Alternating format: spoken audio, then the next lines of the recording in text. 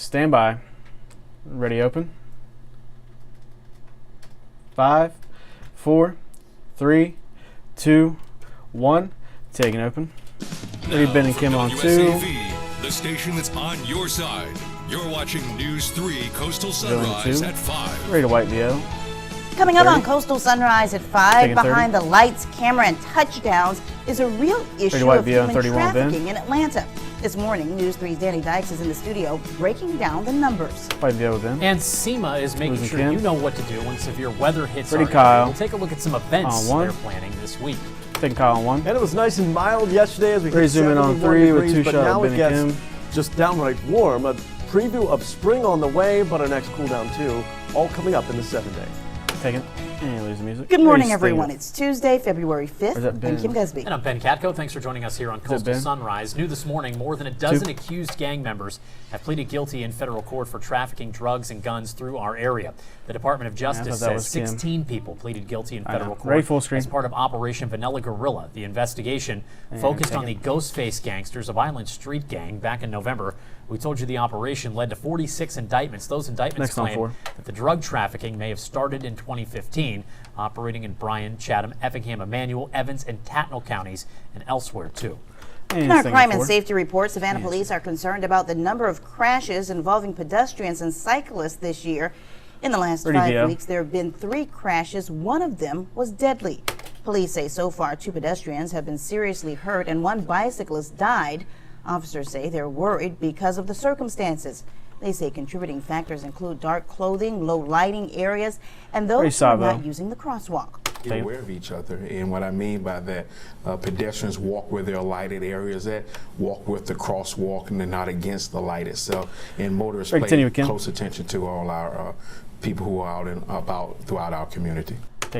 Police want to remind drivers that bicyclists and pedestrians have the right of way. Officers say if there isn't a crosswalk, go from curb to curb to safely cross the street. A man is behind bars after an RV overturned in downtown Savannah. This was the scene on Bay Street yesterday morning. It looks like a school bus from the front, but has been converted to an RV. Police say the driver was driving drunk when the RV flipped over. We're told 1 person was hurt, but is expected to be okay. That driver, John Brenner, was arrested and is being charged with 3 for 2 DUI. shot. The bus is not associated with the Chatham County School District. Taking 3. It's time to get your weather plans together from now until Friday. That marks Severe Weather Preparedness Week. The Chatham Emergency Management Agency will have different activities throughout the week to help you stay safe when extreme weather hits our area. There will be different sessions on each day of the week, including thunderstorm, tornado, lightning, and flood safety. In addition to these classes, SEMA will also visit 3 area elementary schools to show students how to prepare and stay safe if and when severe weather hits. Happening tomorrow, there will be a statewide tornado drill to also raise awareness of preparedness. The siren will last for 1 minute at 9 o'clock in the morning. SEMA will not sound the sirens again at noon. 3 minutes after 5 o'clock, it is Tuesday morning. We're taking a live look now from our Dozier Law Cam out over River Street. I ran through this one, but I didn't run through the 5:30. Kyle, Dennis, no chance of severe weather today, correct? No, not at all. Staying to Kyle? About the opposite. We will have sunshine, a few scattered clouds, temperatures in the 70s. Ready, move. Typical February weather, right? Maybe not exactly. Temperatures should be in the low 60s this time of the year, and we will see that later in the 7-day, but for now, just enjoy this flip-flop from last week. No more Arctic air on the map. We're in fact starting off in some spots at 50, even above 50 in Rincon right now, 51, Hampton 51. It is 49 in Savannah, 50 degrees for Hilton Head. So it's cool, but not cold this morning. Mainly clear with sunshine, a little chilly. Does she have the cool side, lower in her jacket, maybe an extra top layer, but you certainly won't need that later today. She has 2. Yesterday was warm. It's even milder today in the low to middle 70s, but the warm-up doesn't end there. We'll actually be in the upper 70s here before the work week is through. But for this morning, you'll want the layers, the light jacket, but go ahead, leave the umbrella at home. Not going to need that today, but I'll show you when you may need it coming up in the full 3 for 2 in shot. just a few minutes. Ben and Kim? Taken. 4 minutes after 5 o'clock right now around Georgia this morning, while millions of people were watching the big game Sunday night, law enforcement was busy looking for signs of human trafficking. Investigators spent the night cracking down while bringing awareness to the crime. News 3's Danny Dykes is in studio this morning with more on those efforts. Danny, good morning. Hey, good morning. Agencies say a lot of people assume because they don't see sex trafficking in their communities, it just isn't happening. But that's not the case. Last year, an estimated 3,600 Georgia kids, enough to fill 72 school buses, were pulled into the sex trade. And police say large gatherings like the Super Bowl are just magnets for this type of business. Investigators say 40 arrests were made as a result of their crackdown over last week. 4 people were saved from the traffickers, including 2 adults and 2 children, according to Homeland Security. Agencies say they were on high alert throughout the Super Bowl festivities, calling Atlanta one of the biggest hubs for human trafficking nationwide. And although the big game is now over, Georgia leaders say they won't give up the fight to stop these types of crimes in the Peach State. We're not going to let one more child be abused. I think we have a legal as well as a moral obligation to stand up for our most vulnerable.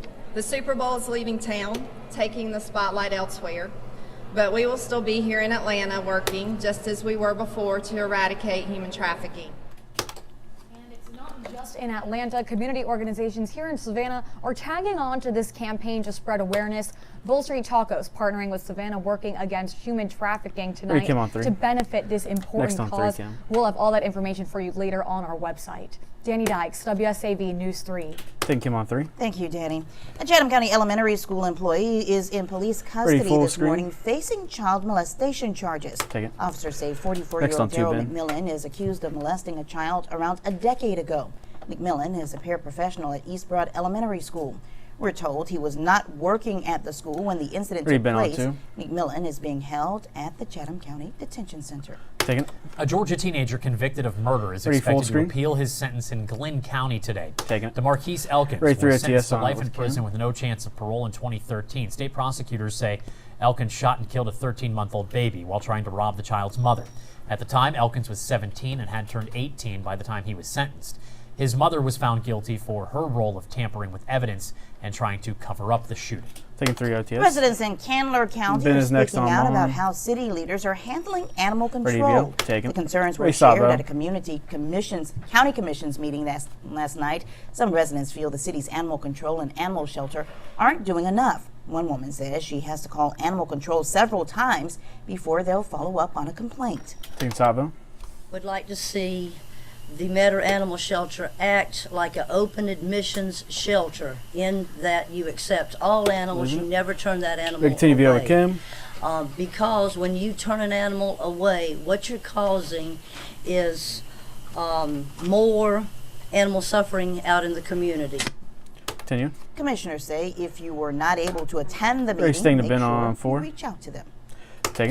In politics today, President Donald Trump will deliver his second State of the Union address tonight. Not only will the nation be watching, but congressional leaders on both sides of the political aisle will also be paying very close attention. The president will likely cover a wide range of topics in his speech. He is expected, though, to make his case for a border wall, which was at the center of debates during the nation's longest government shutdown.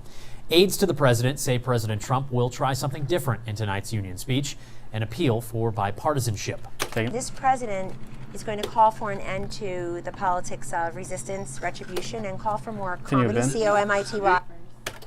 That address will air live tonight at 9 on WSAV. We'll bring you a full recap tonight at 11 and tomorrow morning right here on Coastal Sunrise. I campaigned against Stacey Abrams. I know that President Obama campaigned for her. Michelle Obama campaigned for her. And Oprah campaigned for her. I hope that she does a good job. I mean, I respect her. I don't know her. I haven't met her, but I hope she does a good job. 2018 Georgia Democratic gubernatorial candidate Stacey Abrams will deliver the Democratic response to President Trump's State of the Union address.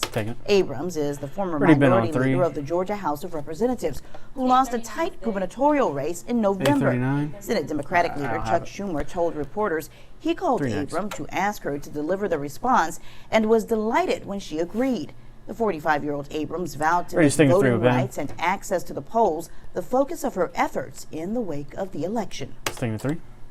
In our community report this morning, the Gray restaurant on MLK here in Savannah was packed last night for a little bit of support for the Green Truck Pub. The pub is closed for repairs after a kitchen fire. The Gray allowed them to pop up burger shop last night. 100% of the proceeds are going back to Green Truck staff members who will be out of work until the restaurant reopens, hopefully by Valentine's Day. 9 minutes after 5 o'clock on this Tuesday morning. Straight ahead on Coastal Sunrise, there's a new link between opioid overdoses and diarrhea medicine. We'll tell you more. Ready full screen? 5:16. You're watching Coastal Sunrise from WSAV News 3. We'll be right back. Let me know when to advance. All right, ready to fade to black. Yeah, I got more than that. I got 10, 9, 8, 7, 6, 5, 4, 3, 2, 1, and fade to black. Break rolls. Yep.